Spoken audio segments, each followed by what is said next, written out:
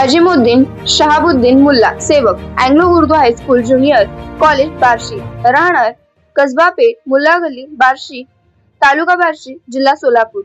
सेवानिवृत्त प्रस्ताव पाठविण्याबाबत 30 जून 2026 रोजी नियतकालीन सेवा निवृत्त. वरील संदर्भानुसार मी अँग्लो उर्दू हायस्कूल व ज्युनियर कॉलेज बार्शी या प्रशालेत सेवक चतुर्थ कर्मचारी वर्ग 4 म्हणून सेवेत होतो. दिनांक 30 जून 2026 रोजी नियतकालीन वयोमानानुसार सेवानिवृत्त झालो. माझी सेवानिवृत्त प्रस्ताव वरिष्ठ कार्यालयात पाठविण्याबाबत विनंती केली असता माझे सेवानिवृत्त प्रस्ताव पाठविण्याचे सोडून विनाकारण माझी रजा जास्त दाखवून मला लेखी कळविले आहे. माझ्या संपूर्ण सेवा काळात एकही रजा जास्त होत नाही.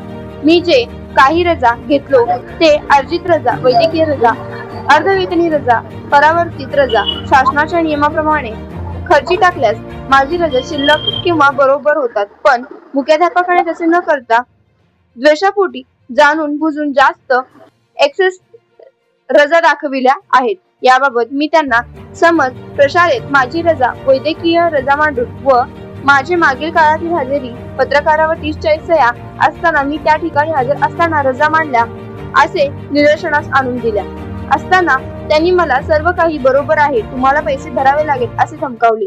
मी त्यांना माझे नुकसान करू नये अशी विनंती केली असताना तुमचे मोबाईल स्विच ऑफ करून दुसऱ्याकडे द्या असे बोलून 50,000 रुपयाची मागणी केली.